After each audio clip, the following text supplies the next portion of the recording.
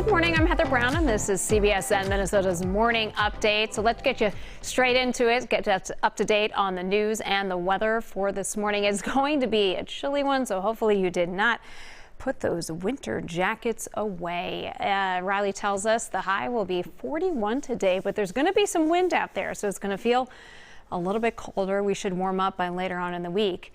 But be prepared if you are headed outside this morning. All right, let's get talking about this. After 14 days of testimony, 44 witnesses, it's decision time coming in the Derek Chauvin trial. Attorneys will make their closing arguments this morning, and then the case will head to the jury. Now, those 12 jurors will decide if Chauvin is guilty or not guilty of murder and manslaughter in the death of George Floyd. A verdict on each charge must be unanimous, or the judge could declare a hung jury. The jury will be sequestered, which means that they'll stay in a hotel and be escorted by deputies to and from the courthouse. Our legal expert expects that they'll deliberate for 2 days, he says, at most. We do know that the world, though, is watching this decision, and with emotions running high here in Minneapolis, in Minnesota, across the country. So we want to know, ahead of this verdict, how are you feeling? How are you feeling this week? We've obviously also had another police shooting, a police killing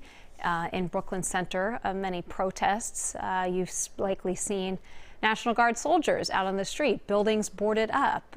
We've also seen a lot of the community really come together to have these difficult conversations. So we're just wondering, where are you right now as we all take on what will be a heavy week? I'd love to hear from you. Leave a comment on Facebook if you're watching right now, and I'm going to read through a couple of those in just a moment. So as the trial moves forward, tensions, as we know, are high around the Twin Cities. Many businesses in Lake Street and Uptown area, they've been boarded up in anticipation of a verdict. 3,000 Minnesota National Guard members are scattered throughout the city. 2 Guard members suffered minor injuries after being shot at Sunday morning in North Minneapolis. We talked with the owner of 7, that's a sushi bar in downtown Minneapolis, who said that he's grateful to have the Guard nearby to help protect businesses and the safety of others. I don't get nervous about a lot. I think that this is a incredible situation, and I suspect that anything could happen. I like seeing the National Guard on the street. You know, we pay taxes. I pay a lot of taxes, and I expect to be kept safe. Governor Walz and Mayor Jacob Frey have said that peaceful protesting is important, but at the same time saying that looting and rioting will not be tolerated. Minnesota has also called in some backup from the Ohio State Highway Patrol for this week. Now, these troops are also standing guard after the unrest in Brooklyn Center. Crowds have been protesting every day since Daunte Wright died during a traffic stop there last Sunday. This is after he was shot by former officer Kim Potter. Potter has since been charged with manslaughter, but many activists are demanding that she face murder charges as well. Others are demanding that authorities change the way that they handle protesters. For the last week, nearly every night has seen a massive police presence. Tear gas, rubber bullets used to break up the crowd. And the last night was the 8th night of protest, and it was a peaceful group. 2 people are dead after a fiery crash inside the Lowry Tunnel overnight. We do want to warn you, you will see the video of the explosion. This video is hard to watch.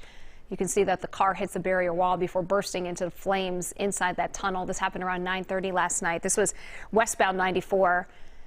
Minnesota State Patrol says that 2 men in their 30s died. A 3rd person is in the hospital with life-threatening injuries. The road was closed for about 4 hours while crews cleaned it up. Investigators are still working to determine what caused that crash.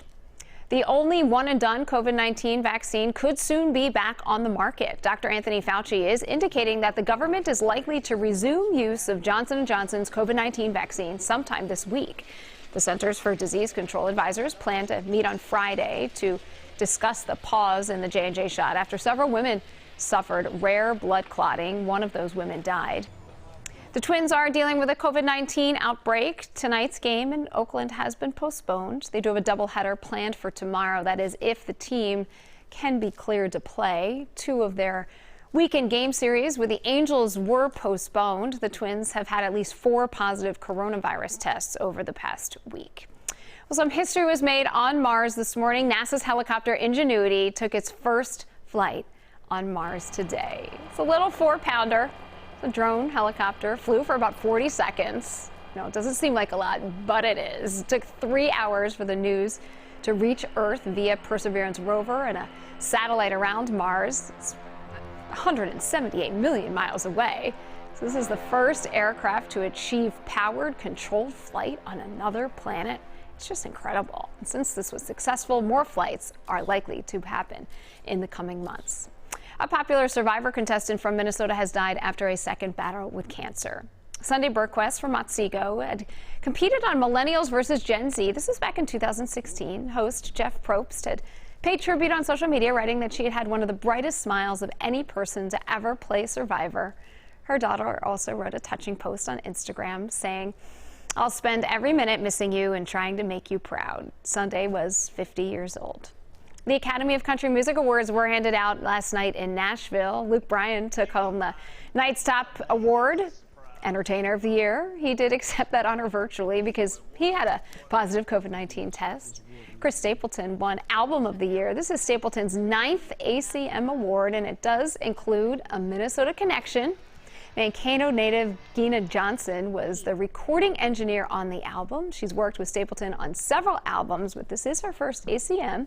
She also made history as the first woman ever to be nominated for Audio Engineer of the Year. That category will be announced sometime before August. Okay, here's a story that'll make you smile today. This started as a middle school recess football game and is now a viral video on social media. These are 6th graders up in Detroit Lakes making sure that everyone gets to play along. I was the quarterback. I was the one running. They gave me the ball, and then they were trying to block the other team so then I wouldn't get hit. Let's smile. That's 6th grader Kale Hannes. He has cerebral palsy and says he's been in a wheelchair for as long as he can remember. But last week, that was not holding him back. When his classmates passed in the ball, it was his moment, and he did it. He made that run. His teacher just happened to catch this moment and then share it online. It's been viewed thousands of times and even grabbing the attention of the Minnesota Vikings. Of course it has. Great. Way to go, Kale. Back to today's talker. I'd love to hear what you are thinking about, how you're feeling going into this week as the jury begins to deliberate in this Chauvin trial. And Mary says, "I'm concerned about potential violence today. I believe, yes, there will be rioting regardless of what the verdict will be." We have Annette. "Finally, it'll be over with. I can't wait until the trial is over. I'm angry that there's yet another shooting and there is unrest in Minnesota. It's so sad that this keeps happening." Right? We're hearing a lot of that. Pam says, "I feel kind of scared what will happen either way." We have a lot of earlier on the week. You expect the verdict. It's hard to say if it'll happen today, tomorrow, Wednesday, Thursday. Kathy says everyone needs to go home, stop the riots regarding the trials. Those people should go to jail for their crimes of looting. We also have Keith saying, feeling scared for the innocent people who will get hurt if he doesn't get convicted. Thank you, everybody, for sharing your thoughts this morning, how you're feeling as we enter this week of closing arguments, jury deliberation, perhaps a verdict sometime this week. We appreciate you sharing what you're thinking. That's your morning update from CBSN Minnesota. We are your only local streaming news source. Thanks for watching here. We'll see you back tomorrow.